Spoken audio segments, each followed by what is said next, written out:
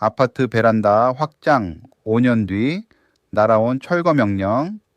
안녕하세요, 버딩미. 당신이 판사라면 입니다. 오늘 저희가 가져온 이야기는 어쩌면 지금 이 순간 여러분의 집에서도 벌어지고 있을지 모르는 이야기입니다. 내가 한 것도 아닌 공사 때문에 5년을 살아온 내 집이 어느 날 갑자기 불법 건물이 되어버린다면 어떻겠습니까? 등기우편 한 통으로 시작된 한 남자의 악몽. 지금부터 함께 들어보시겠습니까? 2017년 11월 서울 노원구 월계동. 김민준 씨는 39세 평범한 직장인이었습니다. 3살 빼기 아들을 키우던 그에게 딱 맞는 집을 드디어 찾았습니다.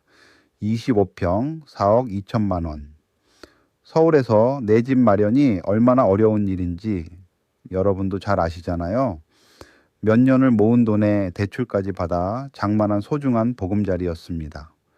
무엇보다 베란다가 방으로 확장되어 있어서 실제 사용 면적이 넓었던 게 마음에 쏙 들었죠.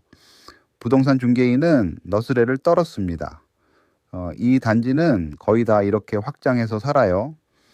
실제로 같은 라인 위아래에 집들을 올려다 보니 창문 구조가 거의 똑같았습니다. 김민준 씨는 아무 의심 없이 계약서에 도장을 찍었습니다. 입주 후 5년, 아들은 어느새 초등학교에 입학했고 아내는 그 널찍한 확장방을 서재 겸 재택근무 공간으로 알뜰하게 활용하고 있었습니다. 행복하고 평온한 나날이었죠. 그런데 2022년 4월의 어느 아침, 그 평온함을 산산조각 내는 등기우편 하나가 도착합니다. 발신인은 노원구청 건축과, 내용은 충격 그 자체였습니다.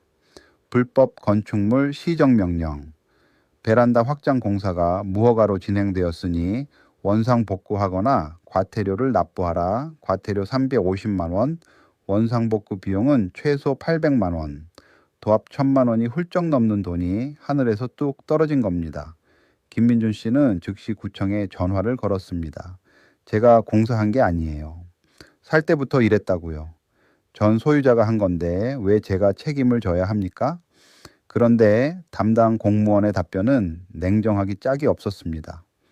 현재 소유주에게 원상복구 의무가 있습니다. 법령상 명백합니다. 수소문 끝에 연락한 전 소유자 이정희 씨도 나도 2010년에 샀을 때 이미 이렇게 되어 있었다며 손을 저었습니다.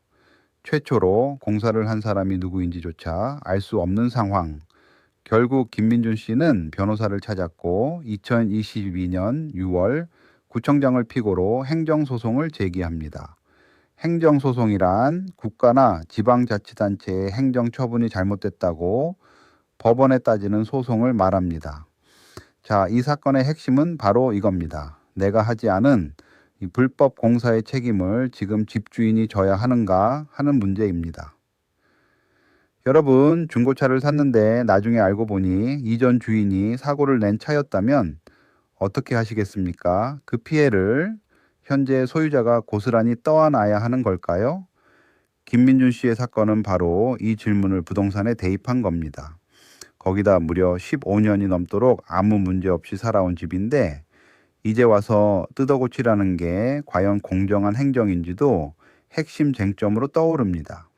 이건 김민준 씨만의 문제가 아니거든요. 한 포털 카페에 베란다 확장 피해자 모임에는 무려 3,400명이 가입되어 있었습니다. 원고인 김민준 씨 입장에서 먼저 생각해 볼까요? 그는 집을 살 때 건축물 대장이라는 서류가 있다는 것조차 몰랐습니다. 중개업소에서도 아무도 그 얘기를 해주지 않았고 등기부등본만 확인했죠. 그리고 같은 단지의 무려 68%가 똑같이 확장된 구조로 살고 있었습니다. 15년이 넘도록 행정청도 아무 조치를 취하지 않았고요. 김민준 씨는 말합니다.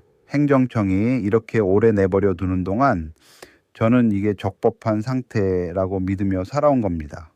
그 믿음을 보호받아야 하지 않습니까? 이걸 법률 용어로 신뢰보호 원칙이라고 하는데요. 쉽게 말해 행정청이 오랫동안 문제없다고 내버려 뒀으면 그걸 믿고 생활한 국민을 보호해야 한다는 원칙입니다. 또한 같은 잘못을 저지른 다른 사람들은 가만히 두고 나만 콕 집어 처벌하는 것은 평등하지 않다는 주장도 내세웁니다. 반면 구청 측 입장도 그 나름의 논리가 있습니다. 건축법 위반은 시효, 즉 일정 기간이 지나면 처벌할 수 없게 되는 제도가 없습니다.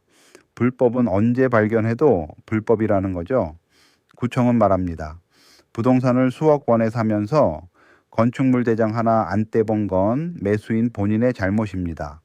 행정청이 오래 몰랐다는 사실이 그 불법을 합법으로 만들어주지는 않습니다. 게다가 다른 세대를 처벌하지 않았다고 해서 이 건의 시정명령이 틀린 건 아니라는 논리도 펼칩니다. 행정은 하나씩 순서대로 잡아나가면 된다는 거죠. 여러분은 어느 쪽 손을 들어주시겠습니까? 내가 하지 않은 잘못에 책임을 져야 하는 김민준 씨가 억울하신가요? 아니면 법을 몰랐다는 게 면죄부가 될 수 없다는 구청의 논리가 더 설득력 있게 느껴지시나요? 지금 버딩미 블로그에서 직접 투표해 보실 수 있습니다. 여러분이 투표를 마치고 나면 실제 판사가 내린 판결을 바로 확인하실 수 있습니다. 내 판단과 법원의 판단이 얼마나 일치하는지 꼭 확인해 보세요. 과연 판사는 억울한 김민준 씨의 손을 들어줬을까요? 아니면은 냉정하게 구청의 손을 들어줬을까요? 판결은 지금 공개됩니다. 자, 드디어 실제 판사는 어떤 결정을 내렸을까요? 2023년 2월 14일 법정의 차가운 형광등 불빛 아래서 판사는 판결문을 읽기 시작했습니다. 결론부터 말씀드리면 원고 패소, 즉 김민준 씨가 졌습니다. 재판부는 건축법 제79조를 근거로 이렇게 판시했습니다. 건축법 위반 건축물에 대한 시정명령은 현재의 소유자에게 내려지는 것이 원칙이며 위반 행위의 시기나 행위자가 누구인지는 시정 의무의 존부에 영향을 미치지 않는다. 즉, 내가 했든 전 주인이 했든 지금 내 집이 불법이면 내가 고쳐야 한다는 겁니다. 실내보호 원칙 주장에 대해서는 행정청이 단순히 오랜 기간 발견하지 못했다는 것만으로는 실내보호 원칙이 적용되지 않는다고 못 박았습니다. 구청이 확장을 권유했거나 의도적으로 눈 감아준 적극적인 행위가 있었다면 모를까, 그냥 몰랐던 것만으로는 부족하다는 거죠. 평등원칙 위반 주장 역시 받아들여지지 않았습니다. 행정의 평등은 위법 상태를 모두 방치하는 방식이 아니라 순서대로 시정해 나가는 방식으로 이루어져야 한다는 원칙을 재확인했습니다. 건축물 대장을 확인하지 않은 것도 매수인으로서의 기본 주의 의무를 다하지 않은 것으로 판단했고요. 다만 판결문 끄트머리에 재판부는 작은 희망의 문을 하나 열어두었습니다. 원고는 전 소유자를 상대로 매매계약상 하자 담보 책임 또는 불법 행위 책임을 물을 수 있다. 행정소송에선 졌지만 전 주인이나 중개업자를 상대로 민사소송을 통해 피해를 보상받을 길이 남아있다는 겁니다. 실제로 김민준 씨는 판결 직후 전 소유자를 상대로 소송을 준비하기 시작했습니다.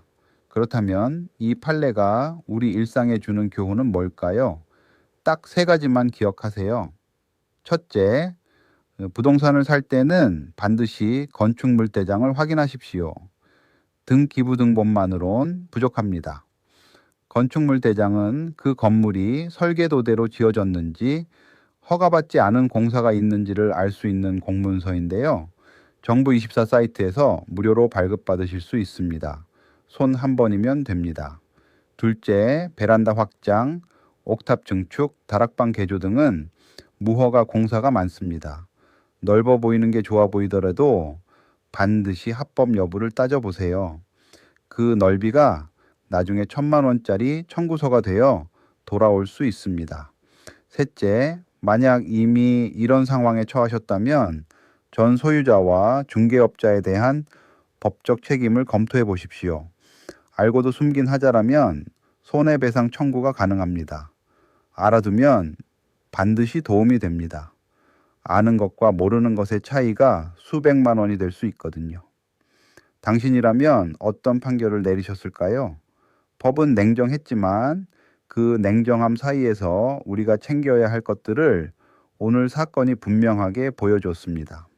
버딩미가 도움이 되셨다면 구독과 공유로 주변 분들께도 알려주세요. 소중한 내 집을 지키는 정보 함께 나눌수록 더 큰 힘이 됩니다. 다음 판례에서 만나요.